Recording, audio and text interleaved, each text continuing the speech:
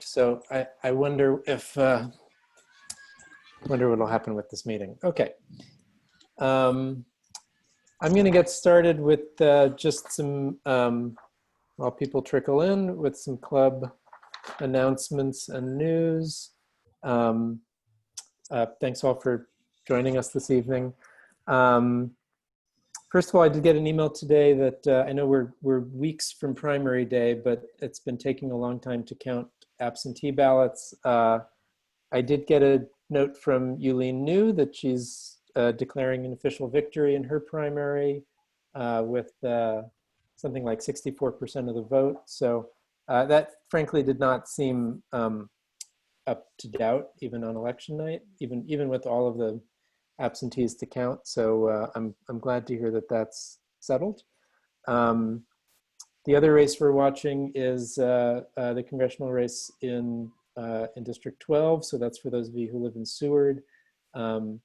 That's so for Carolyn Maloney, and a very close second right now from Suraj Patel. From what I can gather from news reports, very few of those absentees have been counted. As with other areas of New York, there were more votes sent in by mail than cast on election day. So they still have some work to do, and the Maloney's lead there is, at least from election day, was only 500 or 600 votes. So that's still to be watched.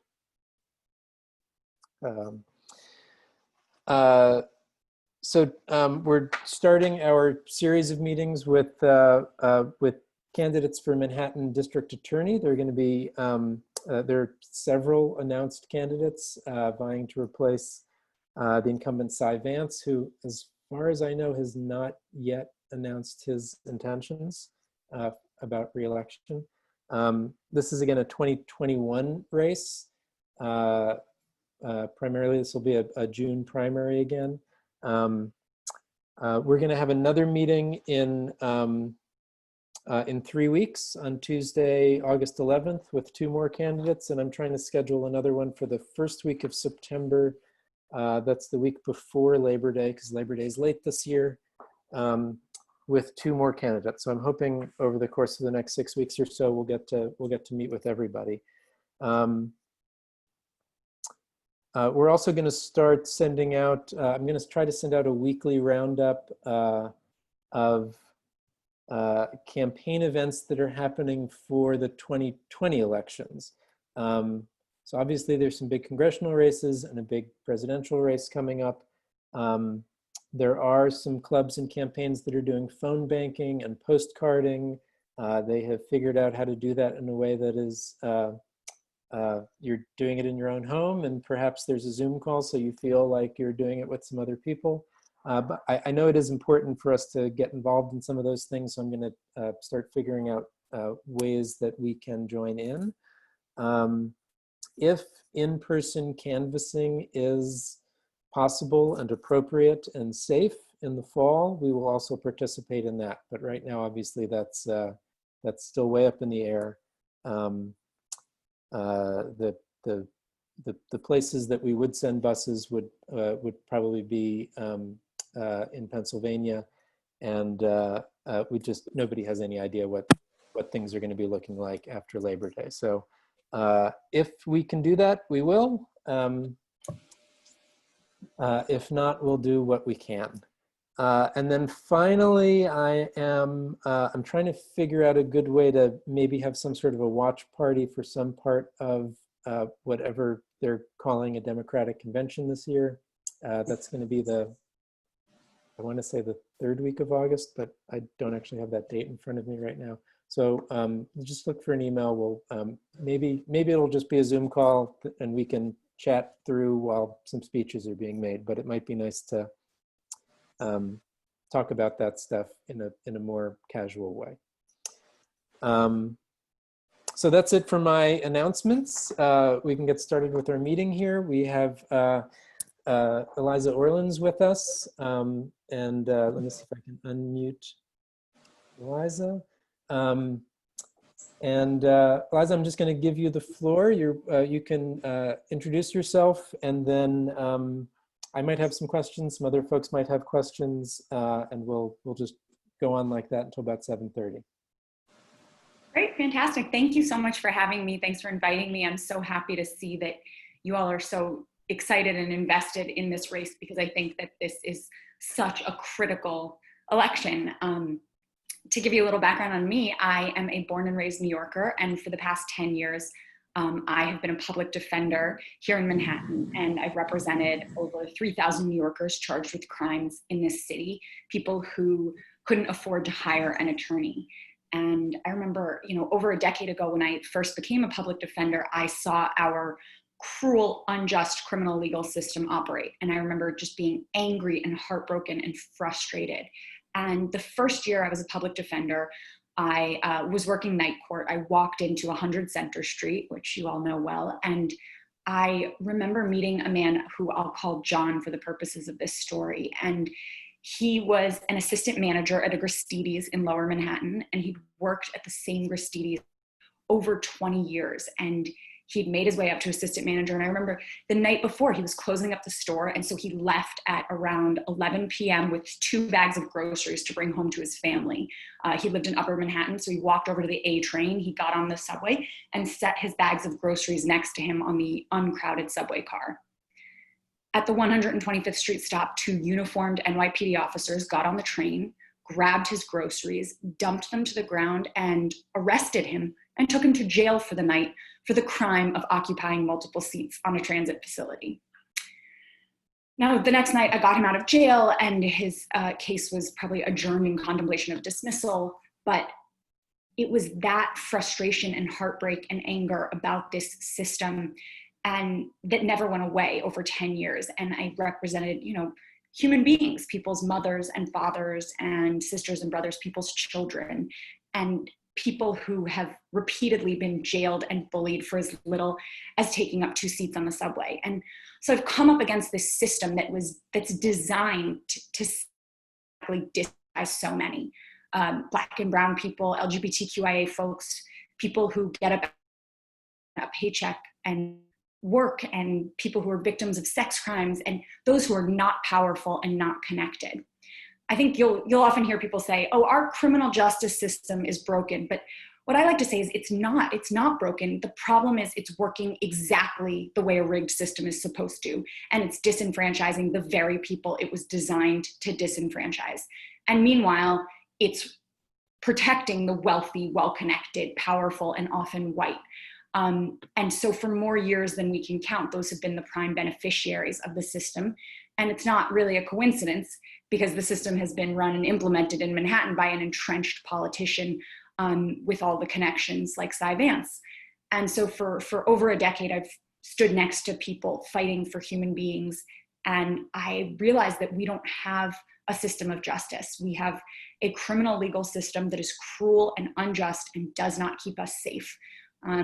I know that you're going to be meeting with a lot of candidates, but I'll tell you, I'm the only candidate who has spent a decade of my life in the trenches, fighting against injustice, challenging Cy Vance and his office in the courtroom. And now I'm taking him or whoever on, because if we want to change the system, we have to change the DA. And so thank you for having me, and I look forward to taking all your questions. Thanks. Let me start. I'm just going to take the privilege of being the host here. We've obviously the question of police brutality, police abuse has been in the forefront of all of our attention spans over the last couple of months. And you're talking about this as a, correct me if I'm wrong, but as an abuse of abuse by prosecutors. In other words, I'm trying to figure out, even just taking the story that you told about the gentleman who was arrested for taking up seats on the subway, is that an instance of the police taking things too far, or is it an instance of prosecutors, the DA's office, driving that event is it a combination of both? And how, as the DA, can you control what the cops on the beat are doing on the subway? That's a great question. And I think that you can't control the police, obviously, as we've learned. I don't think anybody can necessarily control the police, but as district attorney, there's so much power. And I've watched as Cy Vance's office has wielded that power in a way that has perpetuated this lock them up, throw away the key mentality that simply doesn't keep us safe. I mean, all the police can do is bring someone to the doors of the courthouse. And then it's completely the decision of the district attorney to say what happens from that point forward. You know, what charges are brought, whether any charges are brought, whether cases are, you know, declined to prosecute, whether or not bail is requested, whether someone's case gets diverted, whether they're eligible for treatment, what sentences get sought, what pleas get offered. And that is what leads to such horrific outcomes. And so, you know, by Cy Vance prosecuting so many cases, over prosecuting and over criminalizing low-level offenses, low-level drug offenses, you know, things that all they do is cycle people back through the system and do nothing to address the underlying issues people are facing. And instead, you know, send people to Rikers Island. And the data is there. If you send someone to jail for whether it be 3 months, 3 weeks, or even 3 days, they are exponentially more likely to reoffend or get rearrested. And so, you know, locking people up doesn't keep us safe. And so Cy Vance has done this thing where even though there's so many cases that could be, even if the police were to arrest someone, could be just ended right then and there, they've continued to prosecute and over-prosecute and over-criminalize, meanwhile not holding very, you know, wealthy, well-connected people accountable for the harms that they're perpetrating on our communities. On a scale of 0 to 100, what level of discretion does the DA have in these cases? Are there any other regulations? Are there any other considerations that the DA has to take under consideration in making the decisions about whether to prosecute or whether to post bail and those the things you were just discussing? Well, theoretically now there's legislation that prevents, you know, thankfully due to bail reform, there's legislation that prevents the DA's office from continuing to request bail on, you know, low-level, minor, nonviolent offenses. And so, thankfully, bail reform came in and discovery reform came in that will influence and dictate some of the decisions that are made by the district attorney. But the most incredible thing about that office is how much can be done unilaterally by a district attorney. And that is why we have to have someone in that office who has like fought their whole career against that office, who understands the nuances of what transpires in that office and all these decisions that are made. And there's complete opacity there. There's no transparency. You know, Cy Vance, whether he prosecutes a case or doesn't, we don't find out about it. We don't know because there's no revealing of what cases he hasn't brought or what charges have been brought. And I think that transparency is so important. It's so critical to say, okay, here's how I'm going to show that we're not perpetuating the racist and biased nature of our criminal legal system, because I'm going to reveal all the data of every case I bring and don't bring and what charges are brought, you know, like are charged and what pleas are offered. I mean, as a public defender for over a decade, there were so many times where I'm emailing my office. I'm like, hey, everyone, emailing, you know, the criminal defense practice in Manhattan at Legal Aid and saying, hey, has anyone ever gotten a plea like this on such and such a case? Because that data is not out there. And so when an assistant district attorney is saying, oh, we office policy not to offer X or Y, that's not true is by consulting my own colleagues. And so the DA has so much discretion and so much power. It is just such a unbelievably powerful position. You can say, hey, listen, as of day one, I'm putting out this policy memo and we are no longer prosecuting X, Y, and Z crimes, and then just do it. You know, whether or not they've been legislatively decriminalized, which hopefully, you know, we'll see some of that coming through. But even if not, the decisions get made by the DA in such a meaningful way. And then how do you maintain a good relationship with the police force? Is that an important relationship to maintain? Is it, am I overblowing what that might look like? How do those two departments continue to work together? Well, I think that for, more years than now, there has been such a entanglement between the NYPD and the Manhattan, and I think that there needs to be a disentanglement. So yes, there has to be a good relationship, but the most important thing is not protecting police officers who brutalize our communities, not protecting police officers repeatedly lie under oath. I've seen it time and time again. Cops who get on the stand, you swear to tell the truth, the whole truth, and nothing but the truth. I do. And then we come to find out, oh, this is a person who previously lied under oath to a grand jury. And now this human being may go to state prison for years due to nothing but this officer. That's something that in my office just will not stand. I'm never going to stand for a police officer who repeatedly lies. I will not allow that person's testimony to be the sole reason someone is sent to prison. I mean, I think that there has to be a relationship, but there also has to be accountability. And that's not just accountability in terms of, the brutalization, which of course I think, police officers should be prosecuted, and Cy Vance has certainly done none of that. But I think there also has to be accountability for this test line that we've seen over and over. There have to be no call lists. There have to be police officers which simply cannot form the basis for an indictment or for a conviction because they have proven themselves to be known liars. And so these are things that, my experience as a public defender has really informed my positions on all of this, because I've seen it destroy people's lives, destroy families, tear families apart. People talk about our family separation policy on our southern border and say, oh, Trump is so terrible, he has a family separation policy. Well, there's one happening in our backyard here in Manhattan. Like, there's one happening in your name. Like, the Manhattan DA's office stand up every day and they say, on behalf of the people of the state of New York. And so they're doing these things. They're locking people up. They're tearing families apart in our names. And I just think that, it's so past time for a change there. I'm going to ask one more question, but by the way, if anybody else has questions, you can press the raise hand on Zoom or drop a note in the chat, and I'll be sure to call on you. There's a case in the news right now about a gentleman last week who was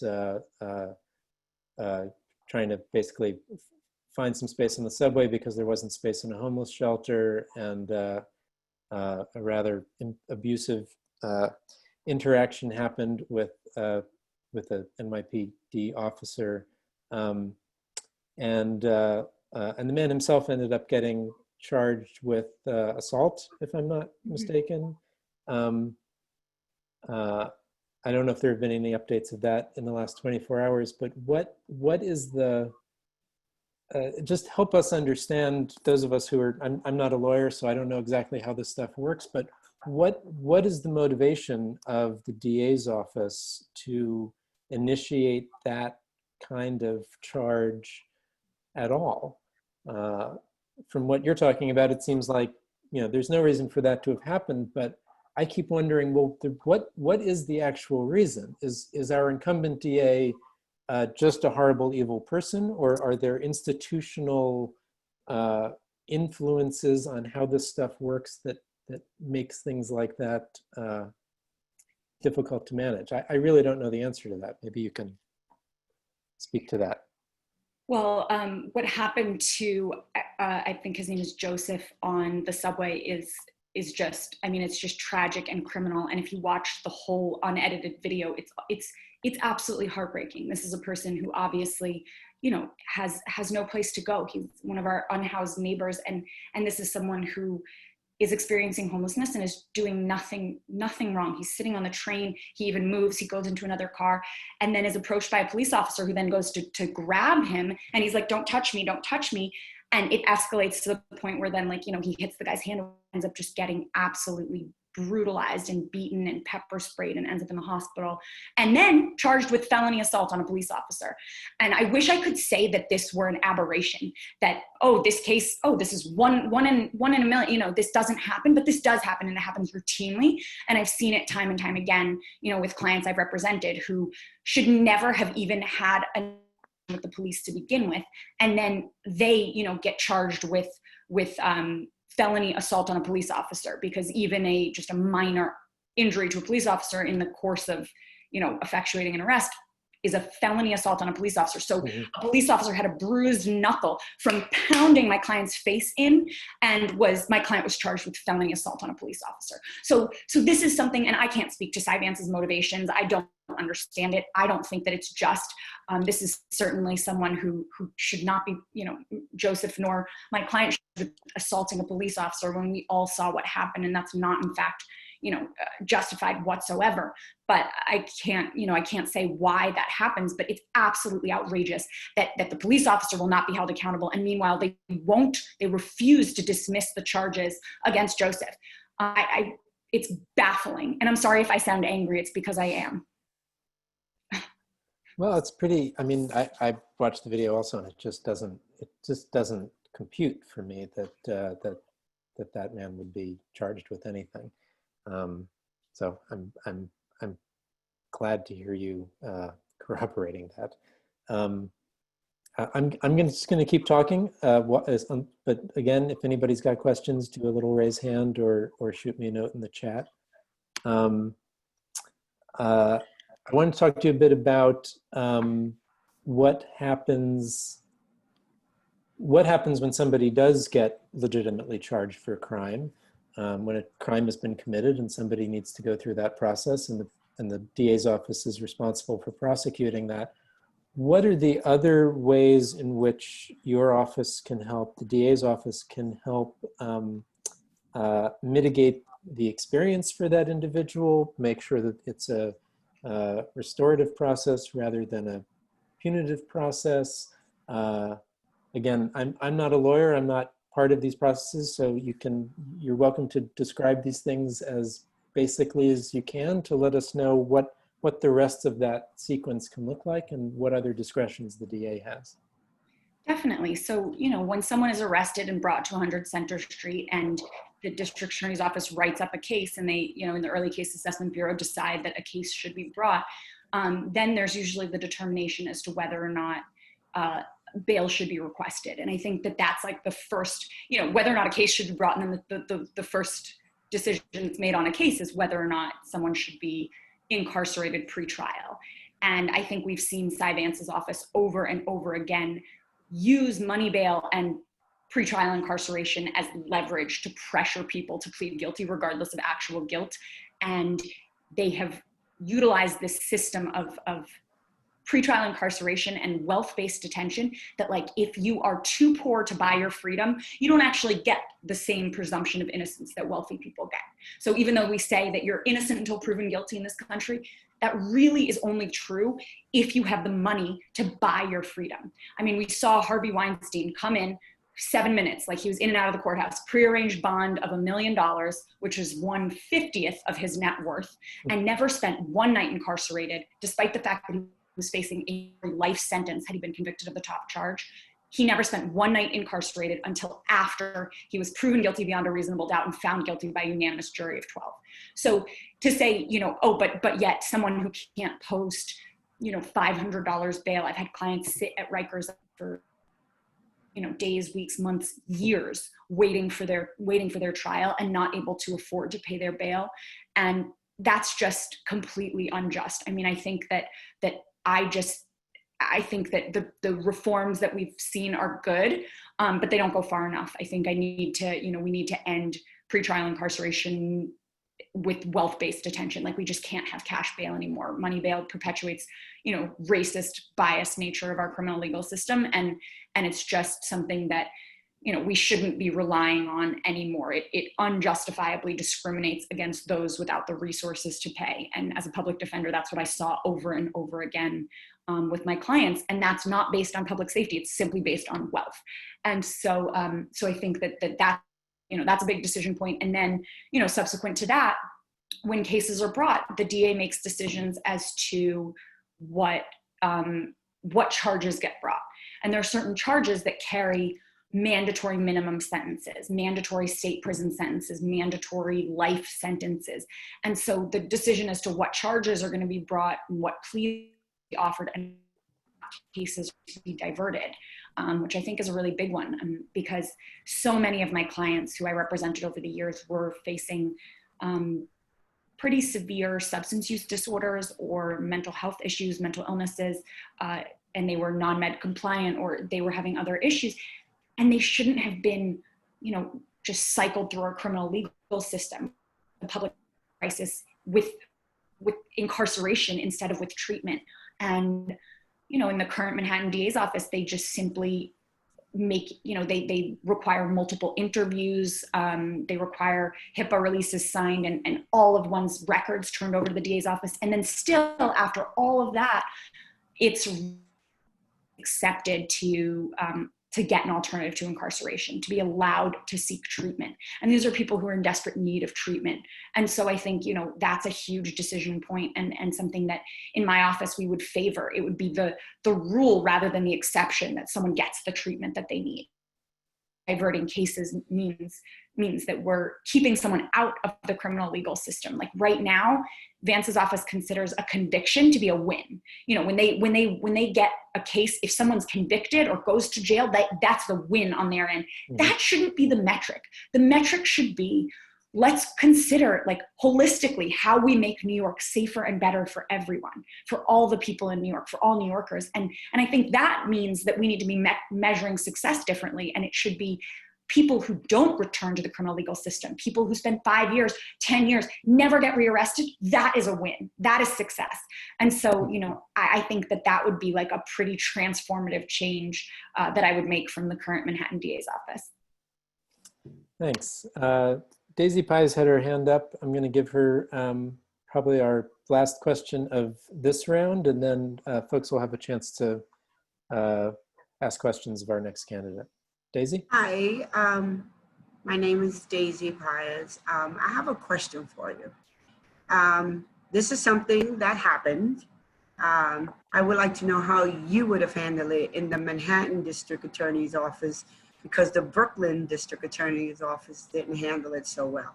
Very quickly, you have a young man. He's in college, 4.0 average, plays softball, never ever got in trouble, supported by the community, has a job.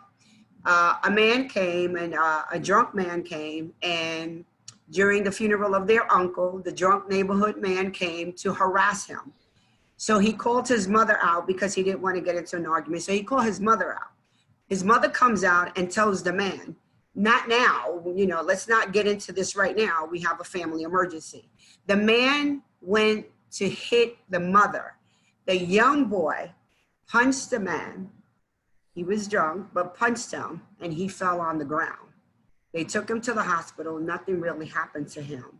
However, he pressed charges. The Brooklyn DA went after this young man, and under no circumstances would go for less than 5 years to incarcerate this young man.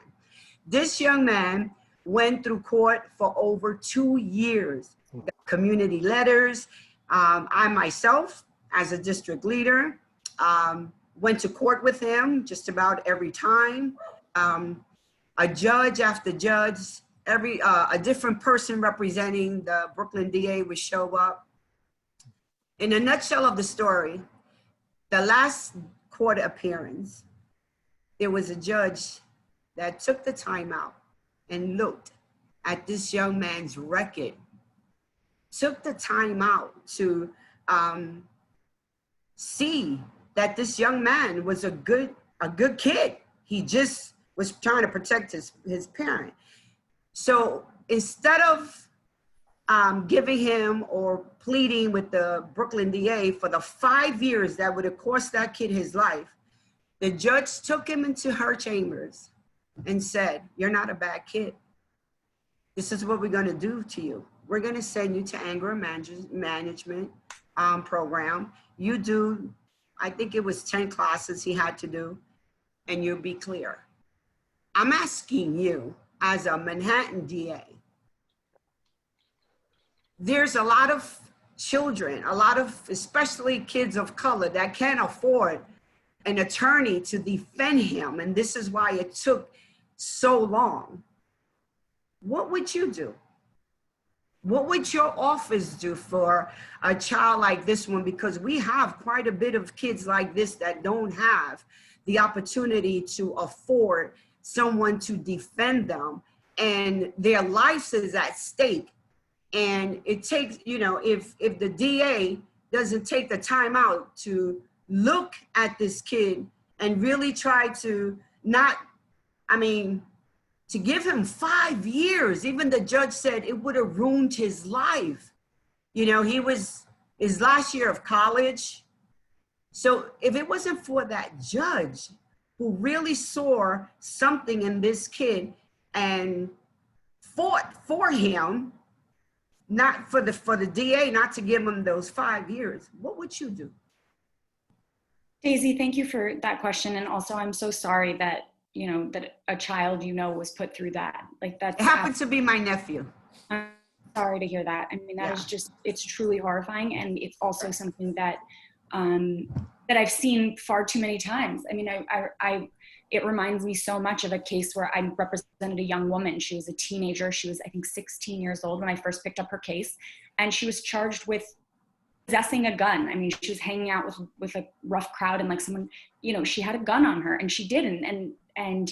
But she was a child. I mean, truly a teenager. And the DA's office, all they wanted was incarceration. Right. The Manhattan DA's office send her to jail. Right. They did not want to give this young woman a chance. And every time we went in front of a judge, I begged every single judge that we went in front of. I said, please, give this young woman a chance. She has her whole life ahead of her. You want to ruin this woman's life? You want to ruin her chances at ever having a job? You want to put this on her record forever? I actually think you all probably know this judge, Judge Lynn Kotler. Do you remember Judge Lynn Kotler? I think she recently was elected to Supreme, I want to say, in the last couple of years. And we got in front of Judge Kotler, and I said, Judge, please, will you give this woman a chance? And she said, all right, Eliza, I'm going to give her a chance. I'm going to give her opportunity to go do a program. And, but if she screws up, because judges are so afraid, they're the ones that are afraid that if they'll end up on the cover of the New York Post if something terrible happens. Mm-hmm. She says, I'll give her this chance, but I'm really to, stay on her, make sure she's doing well, et cetera. And my client, Jessica, graduated from the program with flying colors. She was attending more than she was even mandated. She was doing so well. She was mentoring others. And she came with her certificate, and the judge was like, I'm so proud of you. We're so happy. She got youthful offender treatment. And I got a call from her girlfriend 2 years later and I'm like, of course, dreading it. I'm like, oh my God, tell me, what is it? Is everything okay? Because oftentimes when I get a call from a family member of a former client, it's usually bad news. And she said, actually, yeah, and we know you're so busy, but Jessica's actually graduating from high school, and we would love it if you could attend her high school graduation. And she graduated from Manhattan Comprehensive. And I not only went to the graduation, they actually asked me to speak at the graduation. And I sobbed as though this was my own child graduating high school. Can I tell you, Jessica she's driving for Access-a-Ride. And she just passed her MTA bus driver test. Mm-hmm. And she's going to get a job with the city, with a pension, with benefits. I mean, she's going to be union. It is so fantastic. And that's all because a judge was willing to take a chance on her. Exactly. And not ruin her life over right. So what part does the DA's office play in making sure that things like this don't happen? My nephew graduated with a 4.0 average from college with everything. The judge was, like you said, she was very, she felt secure that she did the right decision. Exactly. Many of these children do we have that are being sent to jail without the DA taking the time out to look into the case as it should. It should not be a matter of numbers of cases won by the DA for them to be incarcerated. Okay, you're bad apples, but you do have children that do mistakes. And this wasn't even a mistake. This was a matter of just offending his mother. Right. So, cases like this, you have children of color. Really, we couldn't even afford an attorney to defend him, to take him off for 5 years. But this judge did. But the DA did nothing. So but the DA can do more. What you do? Can you imagine having a DA who's been a public defender, who's defended children, who's been through this, who wants to make sure that each and every human being is treated like a human being, and all the benefits, 4.0, like someone's potential is taken into account, no matter what the color of their skin, no matter what their income status, no matter anything else about them. And that's certainly what I'll do as Manhattan District Attorney. And I know that we're probably going over our time. I know you guys have to Yeah, move on. thank you. Love to communicate with anyone. Feel free to email me questions, Eliza at elizaorlins.com, and my website's elizaorlins.com. And I'm just so grateful that you had me tonight. So thank you all so much. Yeah, thanks so much for joining us. And I assume there will be some sort of formal endorsement thing happening at the end of this year, the beginning of next. So I'm sure we'll see you again, but thanks for joining us this evening. Thanks for having me. Bye, everyone. And now we want, like to invite Janos Marton to join the room. Let me unmute you. Whoop, I think we just hit that at the same time. There we go. That working? How's that? Yeah. And I asked Eliza the same thing, but am I pronouncing your name correctly? Is it Janos Marton? It's Janos. Janos, thank you. Okay. So Janos Marton is here with us, and Janos, we'll give you a couple minutes just to introduce yourself, and then it looks like folks got warmed up, so I'm going to hand questioning over to our members right away. Sounds great. Well, thank you so much for having me. My name is Janos Marton. I'm a civil rights lawyer running for Manhattan DA.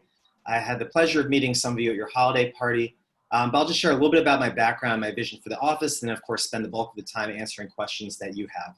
So for me, the issue of criminal justice is personal. I grew up in Manhattan on the Upper West Side during the 1990s, and that was when Mayor Giuliani was mayor, and the treatment of young people in the city at the time, especially young men of color, was reprehensible. I was subjected to stop and frisk. I was arrested on several occasions. I've spent the night in the Tombs and know what that experience is like, to be in a room with 30 men, scared and not sure what's going to happen next.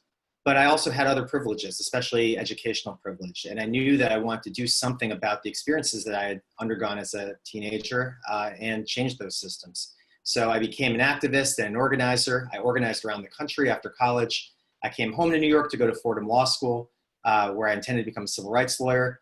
I spent those years getting to know the criminal justice system, working criminal defense. My first time I set foot on Rikers Island was to tour the facilities where 600 young people were held. We're trying to figure out conditions for the young people as part of a project, especially around nutrition. And I ended up really being moved by the experience of seeing how many 16, 17-year-olds we were incarcerating in our name, and starting a program that would go out to Rikers Island every Sunday to work with the young people. The program went on for many years afterwards. And I just was so horrified by what I saw at Rikers Island that that memory stuck with me. And over the next couple of years, I practiced civil rights law under Norman Siegel, suing the NYPD, fighting for people's First Amendment rights. I went to the Moreland Commission, where I investigated corruption, corruption in our lobbying and election practices. We investigated Republicans, Democrats like Sheldon Silver, and Andrew Cuomo. I actually led an investigation into Andrew Cuomo's campaign account that led to him infamously trying to shut down my investigation, and then ultimately shuttering the entire Moreland Commission. After that, I wound up the advocacy director of Just Leadership USA, which is an East Harlem-based criminal justice organization led by formerly incarcerated people trying to advance decarceration across the country. In that capacity, I managed the campaign to close Rikers Island. For me, that memory of when I'd been there during law school was still very powerful, and I'd been waiting for years for somebody to say that Rikers needed to be closed. And so it was the honor of my life to be able to manage that campaign effort. We spent 2 years marching, protesting, organizing, going up to Albany to fight for legislative change, meeting with city council members, meeting with practitioners from all different areas, not just defense and prosecution, but also parole and probation, really getting into the nuts and bolts of the criminal justice system, sitting across the table from Eric Gonzalez and Cy Vance and Darcel Clark, really urging people to recognize that Rikers Island was a moral stain on our city and needed to be closed. And at the end of 2 years in 2017, Mayor de Blasio and then Speaker Melissa Mark-Viverito agreed that Rikers should be closed, and a messy multi-year process has gone on since, but I think we can safely say that Rikers is on its way to closure. It's the official position of every Democrat basically in New York City and New York State that Rikers will be closing. So after that, you know, we're talking about early 2018. I had seen horrific footage of a jail in St. Louis where people did not have air conditioning during the summer or heat during the winter. I went down to St. Louis, started a campaign called Close the Workhouse to close what I believe is the most horrific jail in the United States on the outskirts of St. Louis. I bring that up because just last week, we got the news that the Board of Aldermen, which is their equivalent of a city council, has voted to permanently close the workhouse. So that's 2 jail closure campaigns that I've been successfully part of. After my time in St. Louis, I came back up to New York to work at the ACLU as the campaign manager for the Smart Justice Campaign, a 50-state decarceration effort that's focused on bail, sentencing, parole, and district attorney accountability. I got to work all around the country with lawyers, organizers, communication specialists, legislative experts, trying to figure out how we can really cut the number of people in our jail and prison system in half in the United States. And we passed legislation all over the country. I got to build an enormous team of wonderful, incredible people, and that campaign is very much still rolling along. I stepped down from it to avoid any appearance of conflict of interest as my campaign for Manhattan DA heated up. So, you know, you've heard in that a very somewhat unusual path to somebody running for district attorney. But for me, what links all these things together is I've spent my career fighting to dismantle mass incarceration, and I've approached it from every angle, from inside of government, outside of government, as a lawyer, as somebody who's run large projects, built big teams, managed big budgets, and sat across the table from the very person who I'm trying to replace, Cy Vance. We're trying to build a campaign now that's in line with all the values that have made that work successful over the years, centering directly impacted communities. I have lots of formerly incarcerated people and otherwise directly impacted people that are part of my campaign inner circle, one of whom is the organizer on my team. We take policy very seriously. You know, it's very easy both in the context of this race, but frankly, we saw it in the 2020 congressional primaries and state Senate races. It's very easy to say the right thing in New York now when you're talking about progressive politics. I mean, who isn't for criminal justice reform? But we take policy very seriously. How are we actually going to get this done? We've released 7 policy papers, which is more than all of our opponents combined. I just released one today about restorative justice. We're the first campaign in the race to explain how we would actually implement restorative justice in our office. I'm the only candidate that has actually made a commitment to decarceration that's specific and that I can be held accountable for, which is that I will cut the number of Manhattan defendants in jail by 80% during my first term as Manhattan DA. And I can go as much into the nuts and bolts later about how to do that as you'd like. I'm also the only candidate for Manhattan DA who's made a commitment to ending the war on drugs in Manhattan. The way to do that involves defunding and then abolishing the Office of Special Narcotics Prosecutor, which is a real throwback office, the Rockefeller drug law era, that is funded by the Manhattan DA's office and runs with its explicit and tacit support.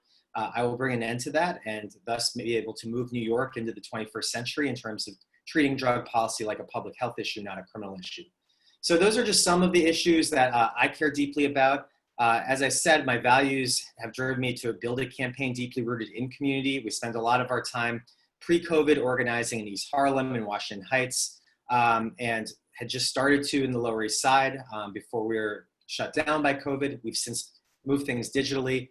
And, you know, I think it's really important in this race that we elect somebody who's going to not only look out for the community, but hold powerful interests accountable. Landlords who harass their tenants criminally, employers who steal from their workers via wage theft, which is an issue that particularly affects undocumented communities, and political corruption.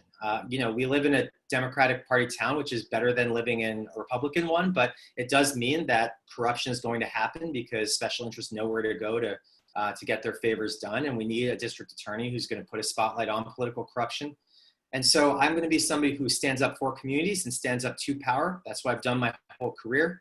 And with that, I will just turn it over to you all and hear what kind of questions you have and what concerns you have for the community. All right, thanks. That was a really comprehensive introduction for us all. Thanks a lot. Keen, you had raised your hand for the previous candidate. Do you still have a question for this one? Happy to unmute you. There you go. Okay.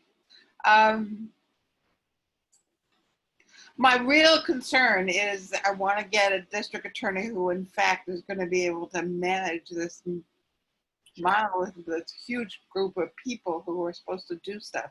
And I'm worried that, I mean, I hope that every good progressive person who's running, including you. It has very good personal experience and passion and anger, all of which are very appropriate. But so do I, and I'm not running. I mean, having those emotions is not enough, because somebody who in fact is a district attorney has to do a lot of stuff. And how do you figure out when you need to move back and when you compromise, or how do you convince me that you could actually do it? Absolutely, Keith. I think that's a really good question. In my view, the district attorney has three roles to play. I mean, number one, they are a lawyer. They are a law enforcement officer for the county. Number two, they are a politician. When we're talking about criminal justice reform, so much of it is political. It's the story of what kind of society we want to build. And that is something that is fought every day in the political arena, whether we're talking about Albany, the city council, but especially the district attorney's office. And so I'll explain what I mean by that in a minute. And then third, it's a management position. It is an executive position overseeing hundreds of attorneys, hundreds of support staff, many departments, bureaus. And I completely agree with you that it requires having not only management experience, but also a real commitment to management theory. You know, I've spent a lot of time, Just Leadership USA is an organization that is half advocacy. That's what I did. I ran 6 campaigns in 5 states. The other half of the organization, which I didn't run, is a management development program for formerly incarcerated leaders around the country who lead organizations and work in government. And so I've had the pleasure of working with some of the best management trainers in the United States. And I will tell you, it's absolutely an underrated part of any agency. And I think a lot of the disappointment I've had with Mayor de Blasio actually stems from his poor management abilities. He's got a lot of issues. But when you think about how he came in with a bunch of ideas that I think probably a lot of us would have agreed with, part of his failures, I think, have stemmed from his poor management ability. So let me go through each one of the three. So as a lawyer, I'm somebody who understands the criminal justice system up and down. And, you know, there are definitely going to people in this race who have more trial experience than me in the courtroom. I get that. There's probably 1,000 New Yorkers who have more trial experience than me in the courtroom. That said, that's not all there is to being a successful lawyer and understanding the criminal justice system. I've done police accountability work for my time as policy counsel at the CCRB. I've done trials for criminal court cases. I've also done a lot of reentry work, working with formerly incarcerated people who come home, so that when we talk about, you know, how to stop the cycle of harm, how to prevent people from winding up in the system over and over again, I've worked with dozens of people like that. I've hired probably, you know, 3 or 4 dozen formerly incarcerated people and managed them and tried to, you know, see the struggles that they go through. Second, on the political side, you know, I've actually worked in politics much longer than I've been a lawyer. I worked on my first campaign as a 19-year-old and have worked in legislative offices. I worked briefly for Rosie Mendez you know, have worked for the Moreland Commission at the state level, as policy counsel for the CCRB at the city level. I really know the ins and outs of New York City and state politics, including the nonprofits like, you know, Avenues for Justice that we're going to have to be working very closely with if we're actually going to implement some of this alternative to incarceration work that we care so deeply about. So I know the politics, and I'm ready to handle them. You know, I've gone head to head with the Correction Officers Union. I've gone head to head with the PBA. You know, I've dealt with New York media in the context of the Close Rikers campaign. So these are all things that are going to come at you very fast once you're elected Manhattan District Attorney. And so I'm ready for those. And then the third side is on the management. You know, I ran a 50-state operation for the ACLU. Obviously, there was a ton of support, and we did it together as a team.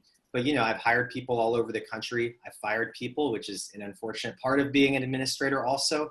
I've deputized people to lead different projects and manage different teams. And, you know, for me to achieve the things I want to achieve as Manhattan DA, I'm not going to be in the weeds, you know, sitting in court saying, well, actually, this young person should get this outcome instead of that one. I'm going to have to delegate that to really good people who I trust share my values and I know can get it done. That's the only way it's going to happen. When I talk about holding landlords accountable, I'm not going to be writing the brief suing landlords. I need to find a really good tenant lawyer who's willing to come to the DA's office, willing to work for the government and say, hey, I'm trusting you to come up with a unit that's actually going to hold landlords accountable. And then I have to press go and hope that I made the right choice, because that's the only way you're going to manage a 600-person office and achieve all these different things. So I guess in summary, you know, I think these are the lawyer, manager, and political qualities needed in a DA are really essential. So I think your question is very well taken, and hopefully I've answered it quite a little bit. Thanks very much. Thanks very much. We had a question earlier from Marion Rydell, and I'm going to, I'll read it and add to it actually, because I think there are two sides to this. She was asking, how much do you believe that a change in the DA's policies will change police behavior? And then the flip side to that, something you alluded to, is how much do you believe that a change in the DA's policies can influence legislation? Okay. Kind of sit in the middle of both of those things. Yeah, I'll take the second one first, just because I do think I have a pretty quick answer on that one. It makes a huge difference to have a district attorney who is in favor of progressive criminal justice reform. And I can say that not only having worked for 4 years straight in Albany, both before and after the IDC flip, but having worked around the country, having worked with Republican and Democratic legislative leaders around the country, more often than not, when a bill comes up that will either take away power from prosecutors or in other ways reform the criminal justice system or policing system, you have district attorneys associations that are categorically opposed to it. It's extremely rare that you have somebody who's an outlier who's saying, I'm actually going to support that kind of legislation. Larry Krasner famously left the Pennsylvania District Attorneys Association because he felt that they weren't representing his views on criminal justice reform legislation. So along those lines, I've made a commitment that I'll leave the District Attorneys Association of New York unless it reforms its current practices, which is, as of the moment, reflexively opposing changes to not only things that directly affect the DA's office, like bail policy, but parole, which is something that only sort of modestly affects the district attorney's office. But the DA's association has been at times very difficult when we've been trying to reform the parole system here in New York. So when it comes to legislation, if I see legislation that I support, I will say so. If I see legislation that I think will make a huge difference in the lives of people in our communities, I will not just support it, I will actively support it and do what I can to get it passed. And I will not be part of the District Attorneys Association of New York unless it changes its current policies of being an impediment to reform. So that's on the legislative side. You know, on the policing side, it's a really good question, and I think let me back up before I become DA. I think this next year and a half, or rather now it's a shorter amount of time. This next year, really, until the Democratic primary, is a really important time to have a conversation about what kind of policing we want in the city. It's a conversation we started to have during the city council budget over the $6 billion NYPD budget. But right now, you know, we have 40 out of 50 city council seats that are up for election. We're electing a new mayor, borough presidents, in addition to our election. And it's so important that we have a conversation of what we as New Yorkers actually want from our police department. What do we want police to do? What do we want them not to do? Like, do we not want police in schools? Do we not want police as the primary point of contact with people with mental health issues, the primary point of contact with people experiencing homelessness? What kind of police commissioner do we want? I find Commissioner Shea to be a very disappointing, regressive commissioner in terms of what his thoughts are on what policing should look like and what community relations should look like. So I think, you know, it's incumbent on us to have that conversation out loud so that when the new mayor comes into office and has to appoint a police commissioner, and when I or whoever wins the Manhattan DA race comes into office and has to begin to work with the police department, we're not starting from scratch. I think if you jumped me into the DA's office right now and said I have to work with Dermot Shea, it would be rocky. We'd have to figure it out because we're professionals. But my hope would be that over the course of the next year, we can have an enlightened conversation about policing. And when we start off, you know, in the beginning of 2022, we're starting from a different place than we are now.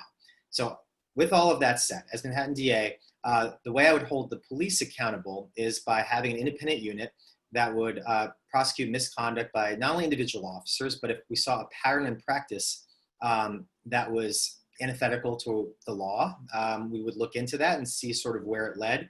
You know, for example, the issue of police officers lying on the stand is so pervasive that it makes me worried that there may be supervisors who have encouraged it.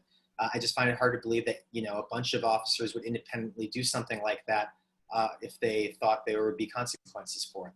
So our independent office will not work with the police department on a daily basis. They'll have their own investigators, so they'll be able to have an arm's length relationship with the NYPD. And I think hopefully by, for example, cracking down on lying on the stand, that will change the nature of policing. You're less likely to bring in a bad arrest if you know that you're not going to be able to lie on the stand about it, for example.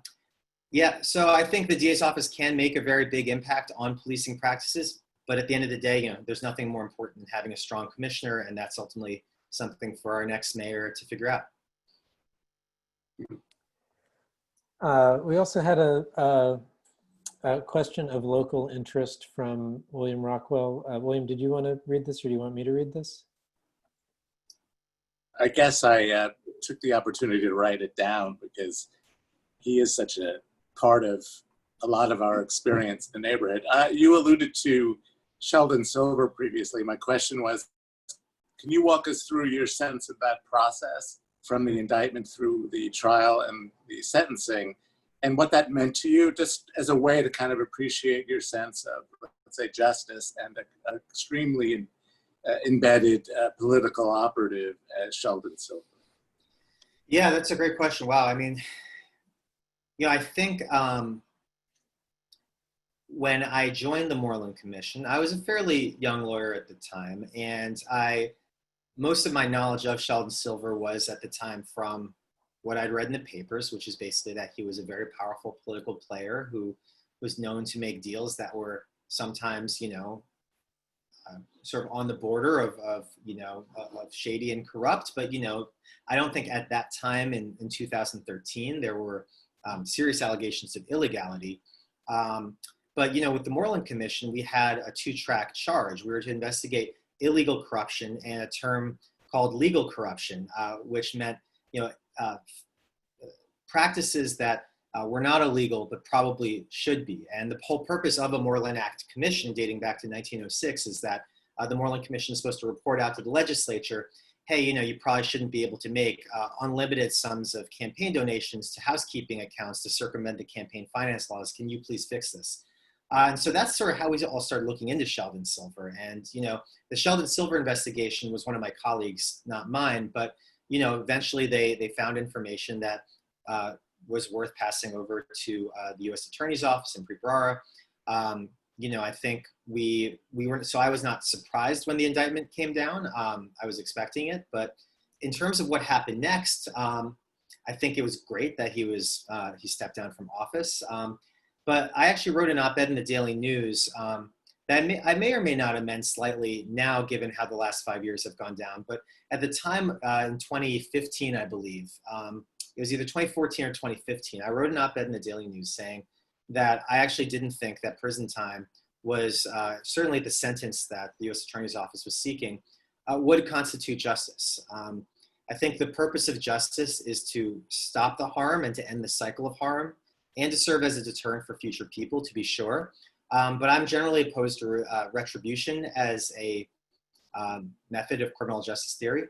And when the U.S. Attorney's Office was seeking a sentence originally, this is before the McDonald Supreme Court case, was seeking a sentence that would have essentially guaranteed that Sheldon Silver would die in prison, I just felt that, as wrong as he had been, there were better solutions. And so in the article, I gave examples that, in addition to barring him from holding office, an agreement could have also disbarred him. I don't think he should, and prevented him from lobbying in the private sector. I don't think he should have been able to cash in on his connections and experience if he didn't go to prison. He could have been mandated to provide pro bono service to smaller nonprofits, the kind that are not able to hire a lobbyist and not able to hire a consultant to tell them how to navigate the complicated world of Albany or City Hall. And, if there had been an arrangement like that, then I think that would have actually, worked out better for the community. Now, what happened since then is, Silver fought, tooth and nail to not even be held accountable at all. And of course, like as a district attorney, I believe in a candidate, I believe in accountability. So, who knows if Silver would have even taken such a deal like that, because he seems so opposed to any form of accountability. But at the end of the day, I just don't take much pleasure from an old man dying in prison. I don't think it will make New York safer or better. I just wish we had been able to come up with a way to hold Sheldon Silver accountable that would have stripped him of all of his power and influence, but perhaps not sentence him to prison for a long time. Thank you. And then it's just past 8, but since we got started with you a little bit late, I'd love to give one more question to you. Bill, did you want me to read this question, or do you want to say it yourself? You can do it, Jeremy. That's fine. Okay, I'll try to do it justice. Bill was saying he appreciated you mentioned prosecuting landlords. What would be your approach to white collar crimes in areas such as predatory financial practices, tax evasion, things like that? And Bill says too big to fail shouldn't mean too big to jail. Well, that is correct. That is true. So for white collar, there's a couple thoughts I have in this. I mean, number one, Manhattan District Attorney's Office does have jurisdiction over Wall Street and does have jurisdiction over a whole lot of financial companies that do business here. So jurisdiction is not really the question. The question is, one, can we get a team with the expertise to bring these cases? Historically, the U.S. Attorney's Office has had more resources, more experience, more skill to bring these kind of financial fraud cases than Manhattan DA's office. But again, due to jurisdiction, I don't think there's any reason Manhattan DA's office couldn't. By the time our race happens, Joe Biden, fingers crossed, knock on wood, will be president, so we won't have to deal with Trump's Justice Department. So hopefully they'll be doing some of this work too. But I think we need to bring in a team. This goes to Keen's question. We need to make sure that we have somebody running the Financial Crimes Bureau who's very experienced, and have them bring in really sharp people who know Wall Street and know how to pick it apart and take it down.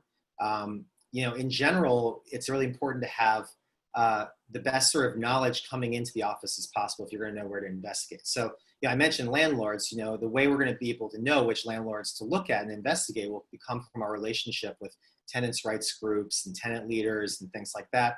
When it comes to wage theft, which I think is really probably the corporate crime I'm going to go after the most, it'll have to do with what our relationship with immigrants' rights groups, because they're going to be the ones tied to undocumented workers who are getting cheated out of their wages. Now, of course, like anybody can experience wage theft, but we know from studies that it's undocumented workers who suffer the most from it. So you can only be effective at prosecuting wage theft against employers if you know where it's happening. And I don't expect to get a bunch of phone calls from undocumented workers to the DA's office saying, hey, I've been cheated out of a couple dollars. I expect these folks to go to people they trust, and those people in turn to reach out to us. So, whether you're talking about fraud or wage theft or, abusive landlords, it's all about the information pipelines we're building to the office and having people receiving the information who can do something about it. There's one last area of white collar corporate accountability that I think is really important. And this goes to the too big to fail, too big to jail comment. And that is antitrust. Early in my career, I worked on antitrust. And, to be honest, antitrust is not in a healthy place. There have been a lot of really bad Supreme Court decisions and bad regulatory decisions around what constitutes illegal monopolistic behavior. That's a much bigger problem than just New York and Manhattan DA's office. That's something we're going to have to reckon with as a country. But there's no reason hypothetically that we couldn't go after Amazon, for example. The Donnelly Act empowers the New York district attorneys, usually in conjunction with the New York Attorney General's office, to go after monopolistic behavior. And I think Amazon would be difficult. It would probably be smartest to be done through a coalition of attorneys general and other district attorneys rather than just one little office in Manhattan. But there's no reason legally that we couldn't look at that. I think other examples of monopolistic behavior that are perhaps more suited for the DA's office are, for example, if there are medical providers that are engaging in predatory anti-competitive behavior. So for example, the medical supplies that our hospital use are often controlled by very few companies. And, the dust hasn't really settled yet on COVID to look into this, but I think, there could be an issue where we look back and say some of our hospitals didn't have the supplies that they needed because of anti-competitive behavior from, medical supply makers. So that would be an example of an antitrust action that we could bring with a local imprint that would actually make a huge difference in people's lives.